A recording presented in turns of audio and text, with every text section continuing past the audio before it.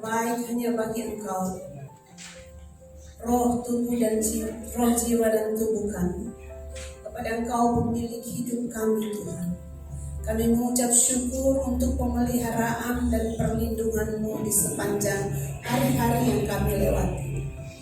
Saat ini kami bersuka cita bersekutu bersama-sama, merayakan dan memperingati kenaikan Yesus Kristus Tuhan yang kami sembah.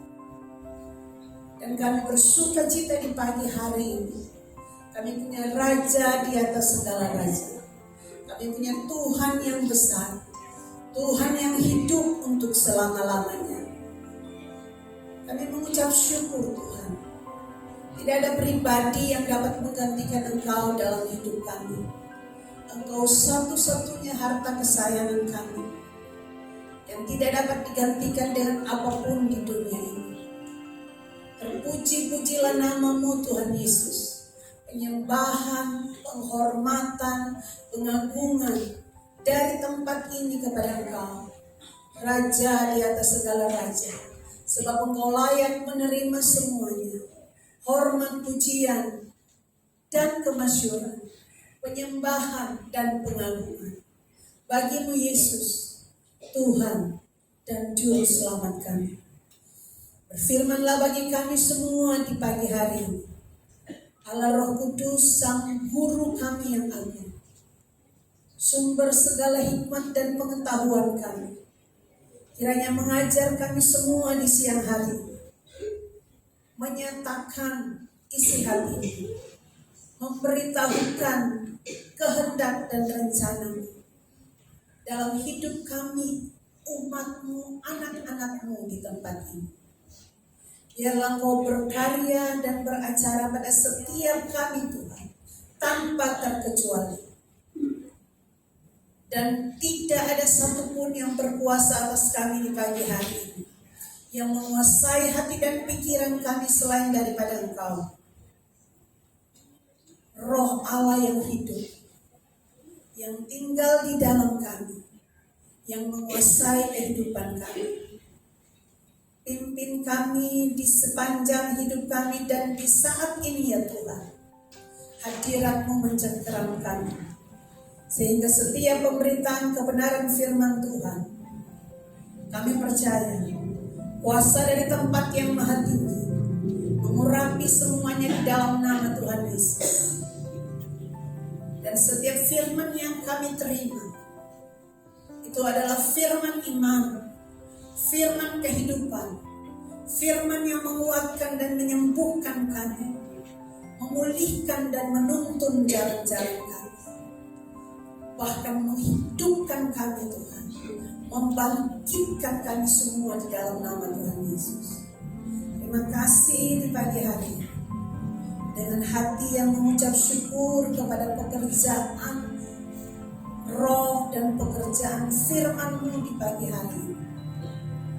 Kami siap mendengarkan firman Tuhan dalam satu nama yang berkuasa, nama yang ajaib, nama yang mulia, nama yang perkasa, nama di atas segala nama, nama Yesus Kristus Tuhan kami. Kami berdoa dan bersyukur. Haleluya. Amin. Puji Tuhan, kita dengarkan pesan gembala di hari kenaikan Kristus Yesus. Ketika orang menghina umat Tuhan, kita sebagai negara kerajaan Allah, mereka berkata, "Where is your God?" Di manakah Allahmu? Jawab dengan jelas, "Allahku ada di sorga dan sedang memerintah semua kerajaan di bumi ini." Kita merayakan hari raya kenaikan Tuhan Yesus. Dan seperti saya katakan, Indonesia merayakannya. Dan banyak negara yang mayoritas Kristen, USA, Kanada, Jerman, Perancis, UK tidak merayakannya, but Indonesia. Karena itu saudaraku, kita percaya kita punya Tuhan yang bukan cuma bangkit, tapi naik ke surga. Dan apa tujuannya? What is the purpose? Lukas 19 menjelaskan, seorang bangsawan pergi ke negeri yang jauh untuk apa? Dinobatkan. Diberikan coronation, yaitu menjadi dua hal. Yang pertama, sebagai raja di atas segala raja, Sang Bapa menyerahkan segala kuasa di langit di bumi pada Sang Putra. Kita ingat apa yang dikatakan Kristus sebelum dia memberikan amanat agung kepada murid-muridnya dan pada kita semua. Tetapi juga sebagai imam besar agung. He is crowned with many crowns. Imam besar waktu di bumi diberikan yaitu mahkotanya berupa patam dari emas 24 karat. Selalu 24 karat. Ya, murni. Dan kemudian ada tulisan holiness unto the Lord. Yesus bukan cuma holiness unto the Lord. He's the Lord himself. He's the Holy One of Israel. Jangan lupa apa yang kita baru rayakan beberapa hari yang lalu. Dan kami percaya justru ke depan ini kita rayakan Hari Raya Pentakosta. Dia pergi untuk nanti memberikan urapan kepada hamba-hambanya. Dan jangan lupa dia akan kembali. Sebelum dia pergi dia memberikan satu uang mina pada 10 yaitu hambanya. Hamba loh, bukan warga negara. Warga negaranya menolak dia, tidak mau jadi raja. Kita lihat Israel masih menolak Yesus Kristus sebagai raja, sebagai Mesias. Mesias itu raja yang diurapi. Tapi kita yang adalah bangsa-bangsa lain, kita tahu Yesus adalah raja, dia sekarang raja dan imam besar agung. Jangan lupa itu. Tetapi bersama dengan itu, kemudian Hari Raya Pentakosta kita akan rayakan nanti tanggal 24 Mei tahun ini. Dan saya mau katakan kepada kalian bagaimana Tuhan Yesus sungguh-sungguh memerintah. Bukan akan memerintah, tapi sedang memerintah. Terimalah urapannya dan memerintah bersama Sang Raja. Hei eklesia, engkau adalah eklesia daripada Kristus Sang Raja. Kiranya Tuhan memberkati dan kita memperingati dan merayakan Hari Raya Kenaikan Tuhan Yesus. Haleluya, amin. Haleluya. Semua diberkati, amin. Jadi satu yang luar biasa, tadi ada pernyataan bahwa di bangsa ini dengan begitu luar biasanya memberikan satu kebebasan begitu ya, penghargaan kepada khususnya hari kenaikan Tuhan Yesus, sehingga ada hari libur di hari ini ya toh. Hari ini tanggal merah semuanya, dan di negara-negara yang lain ternyata mereka memandang hari ini sebagai sesuatu yang sangat penting pada kehidupan orang percaya. Nah, kita akan baca dari Kisah Para Rasul 1 ayatnya yang kita baca saja dari ayat yang ke-8 ya. Kita baca dari ayat yang ke-8 dari Kisah Rasul pada pasalnya yang pertama. Tetapi kamu akan menerima kuasa kalau Roh Kudus turun ke atas kamu, dan kamu akan menjadi saksiku di Yerusalem dan di seluruh Yudea dan Samaria dan sampai ke ujung bumi. Sesudah ia mengatakan demikian, terangkatlah ia disaksikan oleh mereka, dan awan menutupnya dari pandangan mereka. Ketika mereka sedang menatap ke langit, waktu ia naik, tiba-tiba berdirilah 2 orang yang berpakaian putih dekat mereka dan berkata kepada mereka, "Hai orang-orang Galilea, mengapakah kamu berdiri melihat ke langit?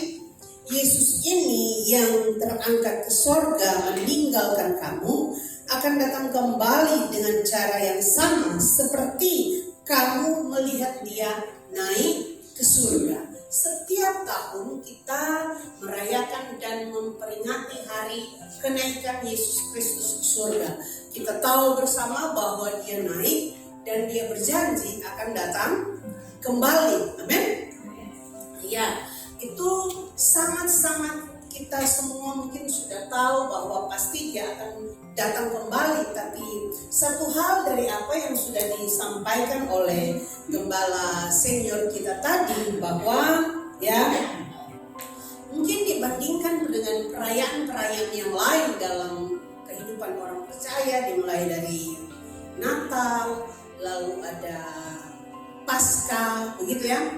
Nah, perayaan kenaikan Tuhan Yesus ini seperti yang tadi dikatakan bahwa di tempat-tempat yang lain yang sesungguhnya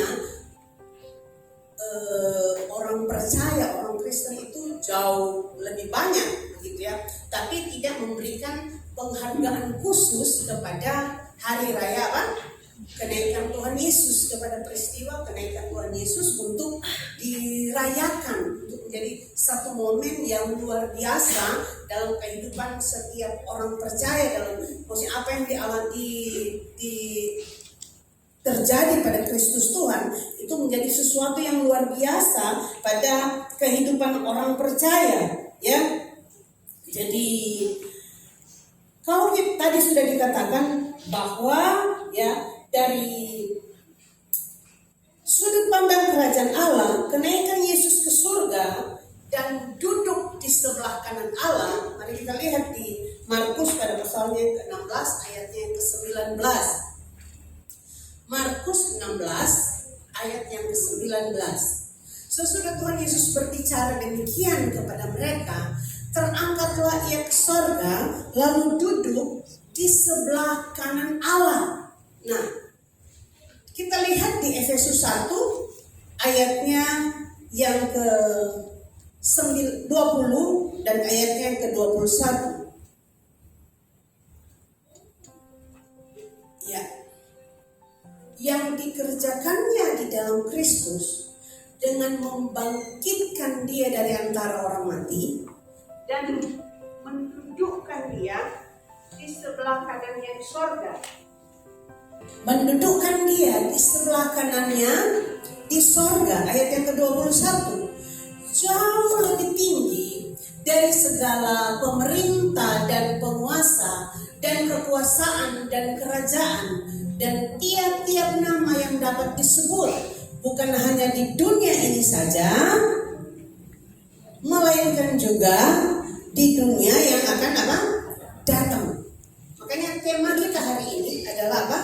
The coronation, penobatan.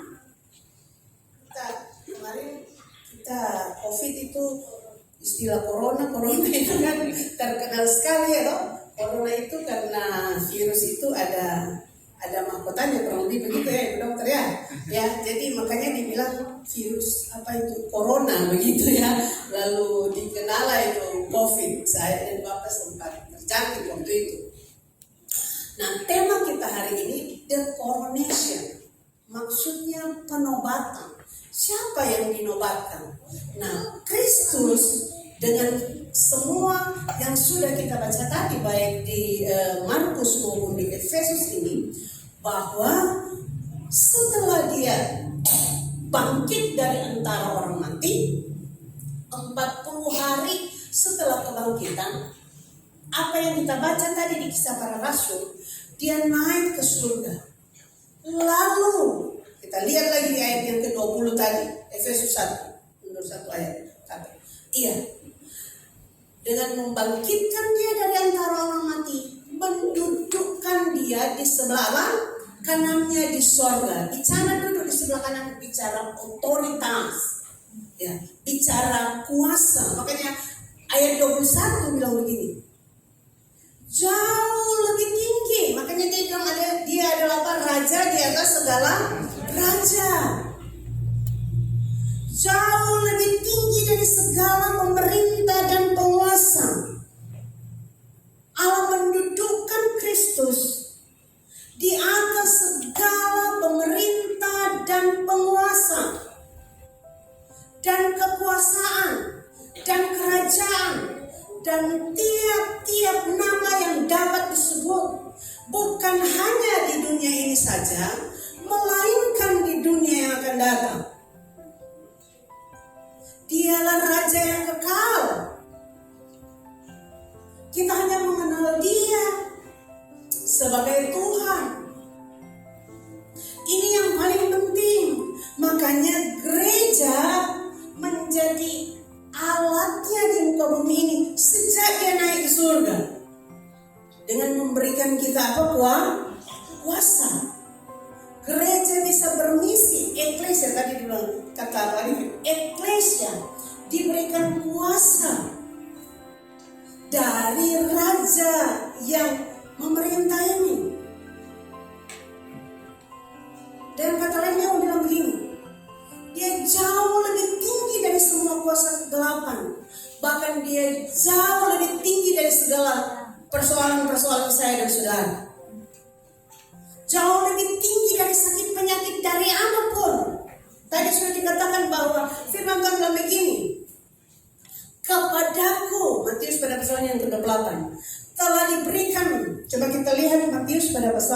ke-28 itu.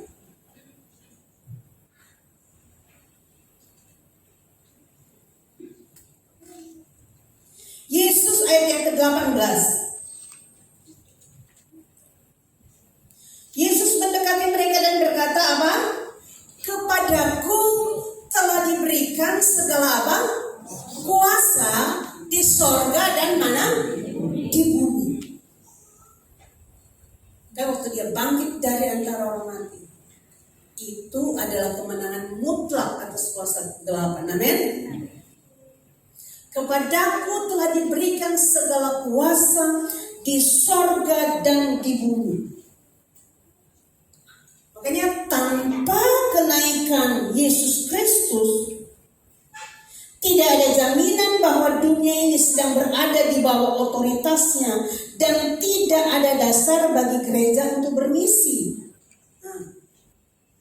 Karena kerajaan Allah dinyatakan di dunia ini melalui apa? Gereja, melalui eklesianya, melalui orang-orang percaya.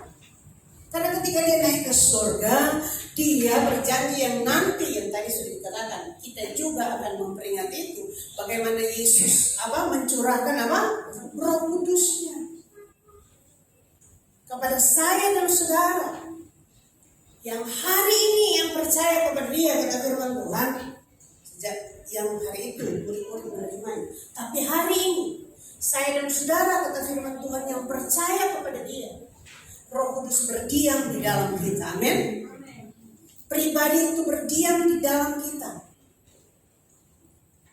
Makanya Immanuel itu, kalau sebelum Roh Kudusnya dicurahkan kepada gerejanya, itu adalah Allah beserta dengan kita.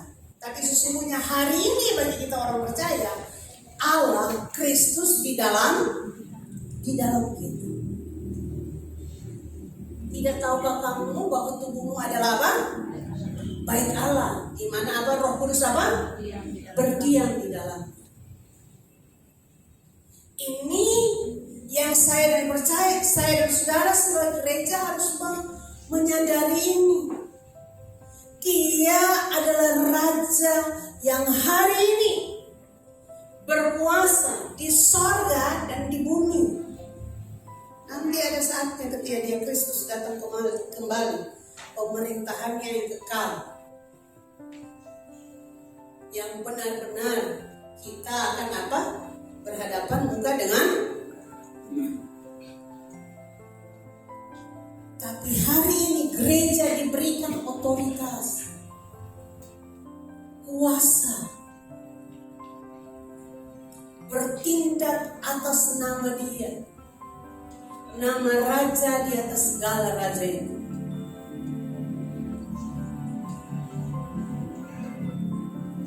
Dia memberikan kita jaminan,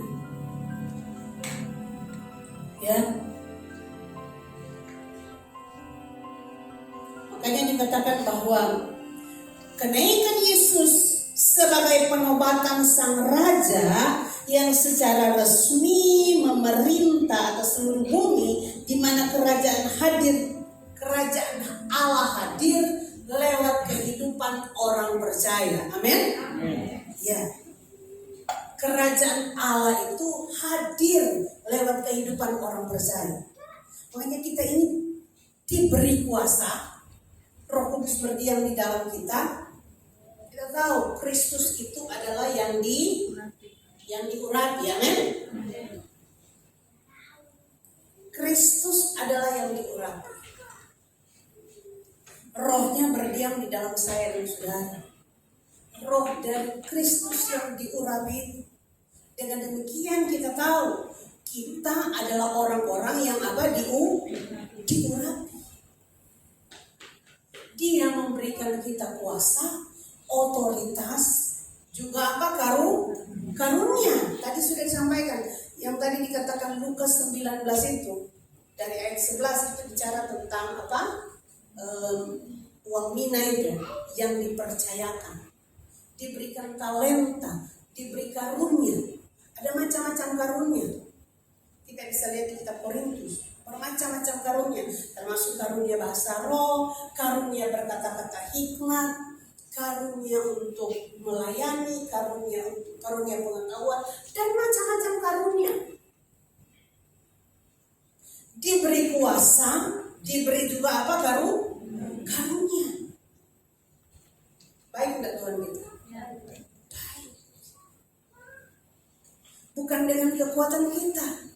Terkadang kan kita merasa bahwa gak bisa karena kita tahu, kita tidak sadar bahwa Dia telah berikan kita apa? Kuasa, karunia. Tidak ada satu orang pun, kalau kita baca di perumpamaan tentang pembina dan talenta itu, yang tidak diberikan apa? Karunia. Semua diberikan sesuai dengan kesanggupan. Yang 5, 2 maupun berapa? 1. Persoalannya yang 1 ini tidak mau. Dia takut. Makanya saudara, tadi lagunya tuh bagus. Apa tuh? Pakailah Tuhan jadi alat kerajaanmu untuk memberitakan. Kita sudah dipilih, kita sudah dipanggil. Apalagi yang kurang, saudara? Amin. Kita sudah dipilih oleh Dia, dipanggil, diperlengkapi, diterima dengan luar biasa. Berapa banyak kita yang seperti yang saya katakan kemarin masih merasa bahwa saya ini masih mencari penerimaan dari mana-mana, pengakuan dari mana-mana. Kita adalah orang-orang yang telah diterima dengan sepenuhnya oleh Tuhan kita. Haleluya. Kita tidak perlu mencari penerimaan dan pengakuan dari mana-mana, karena pengakuan dari manusia. Makanya itu begini ya, yang saya pernah khotbahkan dari tempat ini. Kisah di Yohanes pada pasalnya yang keempat tentang perempuan Samaria. Yesus bilang bahwa sebenarnya ada satu kehausan pada diri manusia, amin, yang tidak dapat dipuaskan oleh siapapun. Haleluya. Jadi kalau kita mencari kepuasan, mencari pengakuan dari manusia, itu tidak akan bisa dipuaskan. Selalu akan kecewa. Yang hanya bisa memuaskan kita dengan sepenuhnya itu hanyalah Kristus. Dia bilang, kalau kamu minum air daripadaku, kamu tidak akan apa? Haus lagi. Justru dari dalam kamu akan mengalir aliran-aliran apa? Air hidup.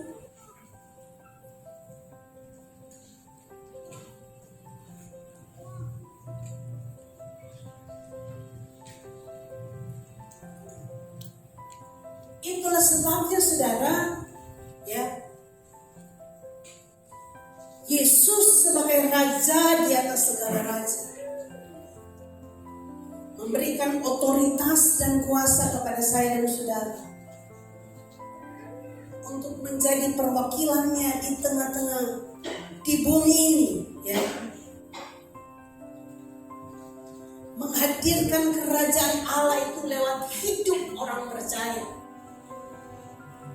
Makanya dari kuasa dan karunia yang memperlengkapi saya dan saudara, seharusnya itu melahirkan apa, buah. Amin. Amin. Ya, ada kuasa diperlengkapi dengan karunia dengan tujuan melahirkan apa? Buah.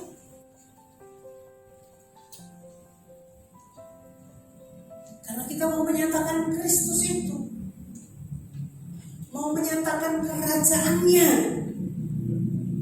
di tengah-tengah dunia ini. Kehadiran Kristus itu tadi kita lihat, tadi kita nyanyi, supaya dunia apa? Tahu. Dunia tahu dari mana? Dari siapa? Kehidupan orang percaya.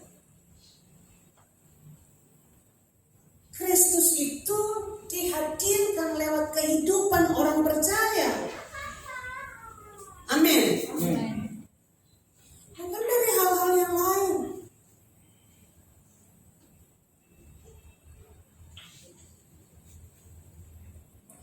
Jadi sekali lagi, ya makanya ketika Tuhan mempercayakan saya dan saudara karunia itu, potensi itu yang tadi sudah dikatakan di Lukas 19 itu, potensi itu diberikan. Satu hal yang harus kita tanam dalam hati. Kolose 3 ayat 23, apapun yang kita lakukan, lakukan seperti untuk Tuhan dan bukan untuk manusia. Dan tadi saya bilang, kita sudah diterima, kita sudah diakui, diterima sebagai anak sepenuhnya.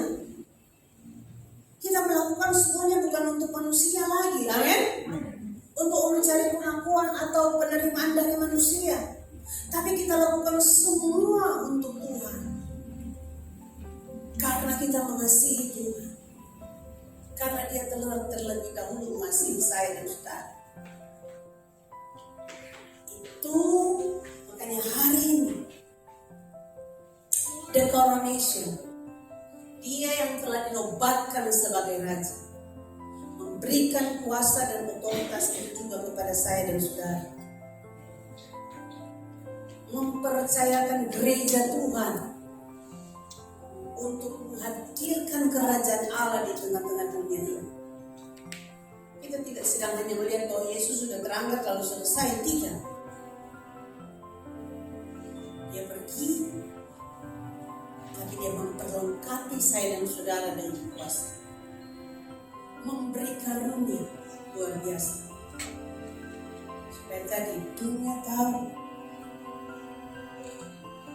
Yesuslah Tuhan atas bangsa-bangsa. Amin. Ya. Yang tadi kita dikatakan bahwa mari kita lihat Ibrani pada pasal yang ke-7. Ada dua hal, sebagai raja juga sebagai imam. Ibrani 7 di ayatnya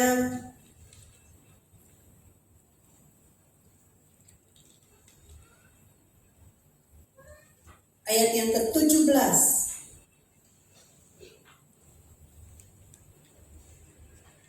Sebab tentang Dia, maksudnya tentang Kristus ya, saudara bisa pulang di rumah lalu membacanya juga dari ayat-ayat yang lebih dahulu.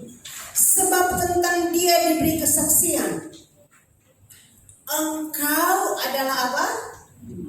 Imam untuk selama-lamanya menurut peraturan Melkisedek. Kita tahu Melkisedek itu Raja Salem yang memberkati siapa? Abraham. Ya, Abraham mempersembahkan 1/10 dari apa yang dia waktu itu hasil rampasan perangnya. Lalu Melkisedek memberkati Abraham.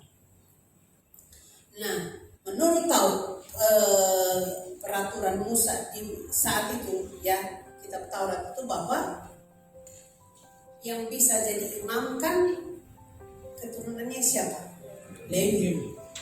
Kristus bukan keturunan Lewi kan? Kristus keturunan Yehuda. Kalau ada kaitannya dengan yang tadi, Yehuda ini anaknya siapa? Yehuda anaknya Lea. Lea, Yehuda anaknya Lea. Lea istri yang dicintai atau tidak dicintai oleh Yakub? Tidak dicintai. Ya, tidak dicintai oleh Yakub. Yakub mencintai Lea. Saudara bisa baca itu.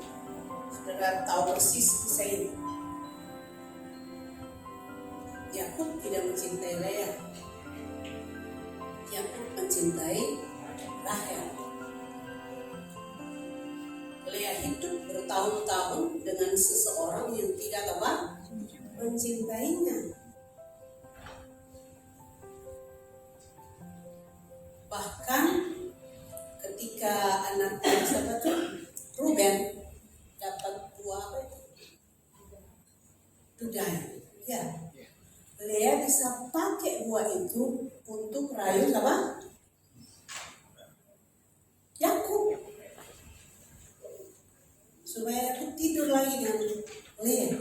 Karena Yakub lebih suka dengan siapa? Rahel. Itulah Lea. Tadi saya mau bilang ya, Lea mencari pengakuan dan penerimaan dari siapa? Yakub. Dan Lea kecewa terus karena Yakub tidak bisa memuaskan siapa? Lea. Sampai Yehuda lahir, udah baca kisah itu. Sampai Yehuda lahir, Lea bilang gini, kali ini aku bersyukur kepada siapa? Tuhan. Sampai fokus Lea kembali kepada siapa? Tuhan. Bahwa yang bisa memuaskan dia, pusat hidupnya itu adalah siapa? Tuhan. Lea diberikan kasih karunia lewat keturunan Yehuda, itulah lahirlah siapa? Kristus. Bukan lewat keturunannya Rahel. Saya tidak bisa bilang, oh bukan Tuhan tidak sayang Rahel, tidak. Tapi lewat keturunan Lea Kristus lahir. Oke, kita lanjut ayat yang seterusnya dari kitab Ibrani ya. Karena tadi kita bicara tentang bagaimana kita mengenal diri kita sendiri bahwa kita adalah orang-orang yang telah diterima. Tadi kita nyanyi bukan cuma diterima, dipilih, ya, dipanggil, dipilih. Wow, utus, dipercayakan, luar biasa. Saudara harus bisa melihat betapa berharganya hidup kita ini. Jangan menyia-nyiakan apa yang sudah Tuhan kerjakan dalam hidup saudara. Ayat yang ke-20. Sebab dan sama seperti hal ini tidak terjadi tanpa sumpah, memang mereka telah menjadi imam tanpa sumpah. Maksudnya imam-imam di perjanjian lama itu ya. Tetapi ia dengan sumpah diucapkan oleh dia yang berfirman kepadanya. Tuhan telah bersumpah dan ia tidak akan menyesal. Engkau adalah apa? Imam untuk selama-lamanya. Demikian pula Yesus adalah apa? Perjanjian, adalah jaminan dari suatu perjanjian yang lebih apa? Kuat. Wow. Sama-sama bilang jaminan. Saudara kalau mau ke suatu tempat misalnya, saudara tidak kenal siapa-siapa, lalu ada orang yang menjamin saudara bahwa saudara nanti di sana akan dijemput, diurus, itu jadi jaminan buat saudara, begitu ya. Bagaimana perasaan saudara? Aman tidak? Aman. Ada jaminan gitu. Tadi Roh Kudus yang dimeteraikan atas hidup saya dan saudara. Amin. Itu jadi jaminan. Yesus jaminan dari suatu perjanjian yang lebih kuat. Siapa yang kita andalkan hari-hari ini? Siapa yang bisa menjamin hidup kita di dunia yang hari-hari ini tidak ada kepastian? Tidak ada yang bisa jamin kita, amin. Tapi kita punya Tuhan yang menjadi jaminan bahwa kita hidup di dalam kerajaan yang tidak tergoncangkan. Dia Raja yang memerintah, berkuasa di sorga dan di bumi. Segala kuasa di sorga dan di bumi diberikan kepada dia. Kerajaan Allah, kerajaan yang tidak tergoncangkan. Kerajaan Allah di mana saya dan saudara hidup di dalamnya. Dia adalah jaminan dari satu perjanjian yang lebih kuat. Ayat 24. Tetapi karena ia telah tetap selama-lamanya, imamatnya, keimamatannya itu tidak dapat beralih kepada orang lain. Karena itu, ia sanggup juga menyelamatkan dengan sempurna semua orang yang oleh dia datang kepada Allah, sebab ia hidup senantiasa untuk menjadi apa, saudara? Pengantara mereka. Makanya dikatakan jaminan dari satu perjanjian yang lebih kuat. Darah binatang ya menghapus dosa sementara, makanya tiap tahun harus dipotong-potong begitu toh, dipersembahkan di imam itu harus dia bikin kesalahan dan seterusnya, ada binatang yang harus dikorbankan. Tetapi Kristus, firman Tuhan bilang begini, dia menjadi pengantara saya dan saudara. Waktu saya gagal, waktu saudara jatuh, Bapak lihat siapa? Lihat saudara atau lihat Kristus? Lihat Kristus. Kita dilayakkan, kita dibenarkan karena kita atau karena Kristus? Karena Kristus. Apa karena kehebatan kita? Apa karena kebaikan kita? Tidak. Semua karena siapa? Kristus. Sorga memandang kepada Kristus. Sorga tidak melihat kita. Maksudnya sorga lihat kita, tapi yang mereka lihat adalah apa? Kristus. Dia tebus, darahnya menyucikan kita, makanya dibilang kita dibenarkan, dikuduskan, disucikan, dilayakkan, diampuni, ditebus. Karena dia, kalaupun hari ini kita gagal, surga lihat Kristus.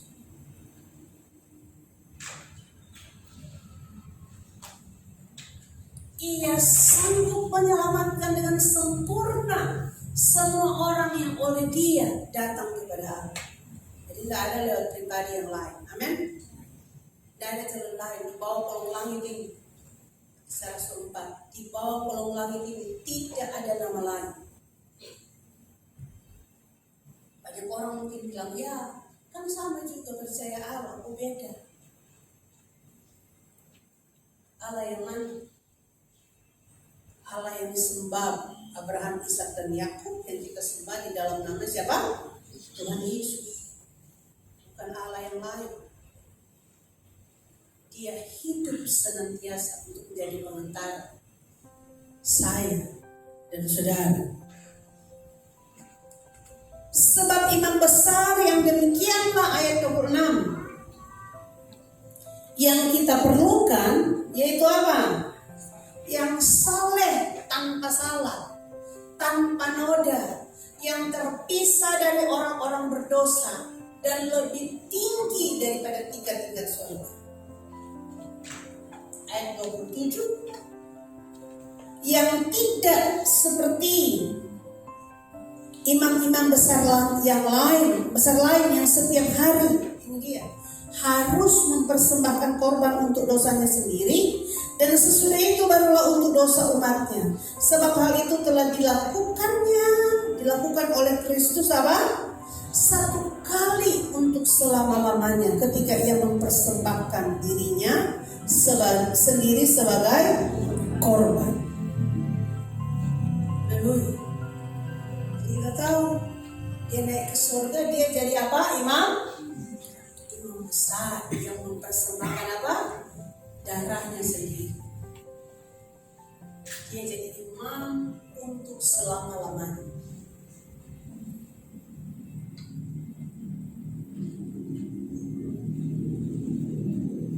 Tidak ada yang itu tidak dapat beralih kepada orang lain. Ayat yang ke-24 katakan di sana. Jadi betapa luar biasanya saudara, saya dan saudara hari ini, kalau kita merayakan, kita memperingati kebangkitan Kristus, ya, kita sadar bahwa kita tidak sekedar hanya tahu bahwa Yesus pergi dan Yesus itu pasti kembali. Itu semua kita sudah tahu. Tapi hari ini kita tahu bahwa dia dinobatkan sebagai apa? Raja. Dan olehnya saya dan saudara mendapatkan kuasa dan otoritas. Haleluya. Ya.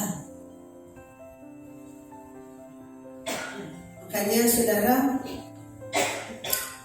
Kalau kita hidup hari-hari ini, seharusnya tidak ada ketakutan. Karena kita tahu Dia Raja yang pegang kendali atas surga, bumi, dan segala isinya. Dia berdaulat, Dia pegang kendali. Saudara tahu Raja itu berdaulat sepenuhnya. Mungkin sekarang kita ini kan juga hidup bukan di bawah pemerintahan Raja, tapi puji Tuhan sampai hari ini masih ada negara yang masih ada, ya mungkin kita masih bisa lihat, oh ya mungkin kita cuma baca-baca dulu ada raja dan seterusnya, tapi hari ini di belahan dunia lain masih ada raja. Di beberapa negara Eropa itu ada raja yang memerintah, dan keputusan mereka itu keputusan yang apa? Mutlak.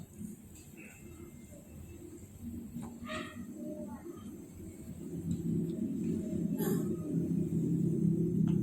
itulah saya dan saudara, firman-Nya itu, firman Tuhan adalah perkataannya, firman Tuhan adalah keputusan.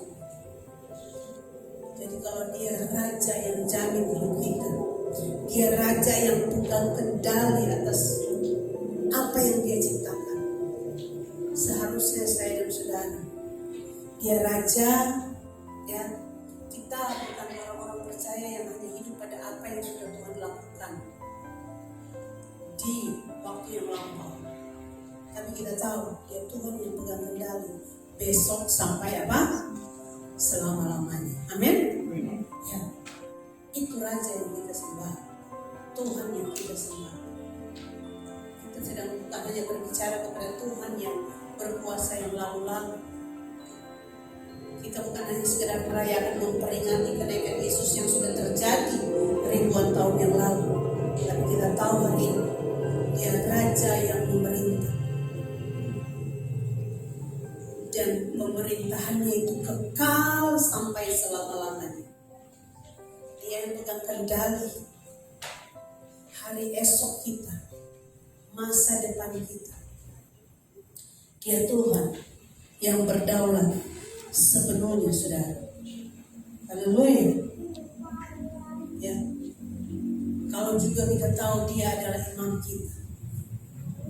Ketika kita lemah, kita percaya kita punya Tuhan yang akan senantiasa menguatkan kita. Amin. Kita akan menjadi orang-orang yang tidak mudah menyerah. Kita menjadi orang-orang yang tidak mudah tawar hati. Karena Dia ada sebagai pengantar. Kalau kita baca di Yohanes 17, Dia berdoa bagi saya dan saudara, bagi orang-orang percaya. Bahkan ketika kita tidak tahu kita mau berdoa, bahkan erangan-erangan yang ada di dalam hati kita ada Roh Kudus di dalam kita, amin, yang tahu apa yang kita butuhkan sesungguhnya hari-hari. Kita tidak sanggup lagi untuk berseru, tapi Dia Tuhan yang mengenal saya dan saudara, amin. Yang berikutnya, bahwa yang paling terakhir, yang tadi, mari kita hidup di dalam kesetiaan, amin. Karena Dia Tuhan yang akan datang kembali. Dia sudah mempercayakan, kalau tadi kita dengan Pak Rifan bilang mempercayakan talenta itu, yang dipercayakan 5, dipercayakan 2, dipercayakan 1. Mari kita perlawakan itu, amin, dalam kesetiaan. Karena Raja itu akan kembali. Kalau kita lihat yang terakhir, Lukas 19, apa yang tadi sudah disampaikan oleh Pak Arifin. Lukas pada pasalnya yang ke-19, ayat yang ke-11, perumpamaan tentang pohon mina. Untuk mereka yang mendengarkan Dia di situ, ayat 11. Yesus melanjutkan perkataannya dengan suatu perumpamaan, sebab Ia sudah dekat Yerusalem dan mereka menyangka bahwa kerajaan Allah akan segera kelihatan.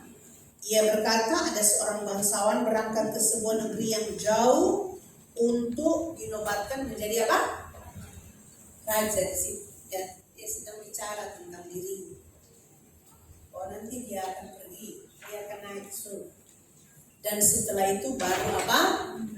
Kembali. Jadi dia bukan pergi ada lagu yang apa? Pergi dan tidak kembali, gitu ya. Tapi dia pergi untuk kembali, saudara. Ya, manusia mungkin pergi tinggalkan saya dan saudara tidak kembali, tapi Tuhan kita, Tuhan yang pergi untuk kembali. Haleluya. Ia memanggil 10 orang hambanya, memberikan 10 mina kepada mereka. Katanya, pakailah ini untuk berdagang sampai aku datang kembali. Ini poin datang kembali, ini diulang-ulang. Sekali lagi ya, bahwa semua nubuatan tentang kelahiran Kristus, tentang kehidupannya, tentang kematiannya, tentang penyalipannya, tentang kebangkitannya, tentang kenaikannya, semua sudah digenapi dengan sempurna. Ratusan bahkan ribuan nubuatan yang berjarak ribuan tahun yang dinubuatkan di perjanjian lama itu digenapi dengan sempurna, dengan jarak dan ditulis oleh penulis Alkitab yang berbeda-beda, tapi sumbernya adalah satu, yaitu Roh Kudus. Amin. Makanya itu tidak pernah bertentangan dan itu digenapi dengan sempurna. Masih ada satu yang belum digenapi, yaitu yang satu ini. Dan saya dan saudara harus percaya bahwa dia akan datang kembali. Akan tetapi orang-orang sebangsanya, ya yang tadi sudah dijelaskan itu, membenci dia. Ayat 15, dan terjadilah ketika ia kembali setelah ia dinobatkan menjadi raja, ia menyuruh memanggil hamba-hambanya yang telah diberinya uang itu untuk mengetahui berapa hasil dagang mereka masing-masing. Yang pertama datang dan berkata, Tuan, mina tuan yang satu itu telah menghasilkan 10 mina. Lalu Tuhan itu bilang, baik sekali perbuatanmu itu, hai hamba yang baik. Engkau telah setia dalam perkara kecil, karena itu terimalah kekuasaan atas 10 kota. Yang kedua juga demikian, Tuan, mina Tuan telah menghasilkan 5 mina. Katanya kepada orang itu, dan engkau kuasailah 5 kota. Hamba yang ketiga datang dan berkata, siapa yang percaya bahwa di kerajaan 1000 tahun kita semua akan memerintah? Amin. Amin. Ya, bersama dengan raja di atas segala raja. Ini bukan cerita dongeng, saudara. Ya. Hamba yang ketiga datang dan berkata, Tuan, inilah mina Tuan. Aku telah menyimpannya dalam sapu tangan. Kalau di Matius 25 itu dia kubur. Dia gali lalu dia kubur. Sebab aku takut akan Tuan, karena Tuan adalah manusia yang keras. Tuan mengambil apa yang tidak pernah Tuan taruh, dan Tuan menuai apa yang tidak Tuan tabur. Katanya kepada orang itu, hai hamba yang jahat, aku akan menghidup engkau menurut perkataanmu sendiri. Engkau sudah tahu bahwa aku adalah orang yang keras, yang mengambil apa yang tidak pernah aku taruh dan menuai apa yang tidak aku tabur. Jika demikian, mengapa uangku itu tidak kau berikan kepada orang yang menjalankan uang? Maka sekembaliku aku dapat mengambilnya serta dengan bunganya. Lalu katanya kepada orang-orang yang berdiri di situ, ambillah mina yang satu itu daripadanya dan berikanlah kepada orang yang mempunyai 10 mina itu. Nah saudara, saya percaya ketika kita setia dalam perkara-perkara kecil, Tuhan akan mempercayakan kita hal-hal yang besar. Semua setuju, amin? Kalau intinya begini, Tuhan tidak datang dan tanya kekayaanmu, tapi sesungguhnya Dia mencari kesetiaan. Kesetiaan, tetaplah setia.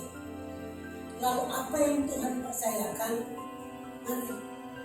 Firman Tuhan bilang begini, jadilah pekerja yang tidak usah malu. Banyak juga kita bukan karena takut, tapi karena malu. Ya, mari kita lihat itu satu ayat di dalam 1 Yohanes 2 ayat yang ke-28. Maka sekarang anak-anakku, tinggallah di dalam Kristus, supaya apabila ia menyatakan dirinya, Kita beroleh keberanian percaya dan tidak usah malu terhadap Dia pada hari apa? Kedatangannya. Ayat 1 lagi, ayat 15 dari 2 Timotius 2, usahakanlah supaya engkau layak. 2 Timotius 2 ayat 15. Di hadapan Allah sebagai seorang pekerja yang apa? Tidak usah malu, yang berterus terang memberitakan perkataan kebenaran itu. Kepada saya dan saudara dipercayakan yang tadi karunia-karunia itu. Apapun itu, saudara pasti tahu apa yang Tuhan percayakan kepada saudara. Jangan jadi seperti hamba yang hanya yang tadi satu itu. Dia bilang dia takut, juga ini malu karena nama itu. Apa yang sudah Tuhan anugerahkan buat kita, mari dalam kesetiaan kita perlawakan. Amin. Kita multiplikasikan untuk kemuliaan Tuhan. Dan Tuhan berjanji kepada yang setia kepada perkara kecil, Tuhan akan mempercayakan perkara yang lebih besar. Ya, ditambah-tambahkan hikmat, ditambah-tambahkan semua karunia apa saja. Dia Tuhan yang berkuasa. Ingat, Dia adalah apa? Raja yang berkuasa dan berdaulat atas hidup saya dan saudara.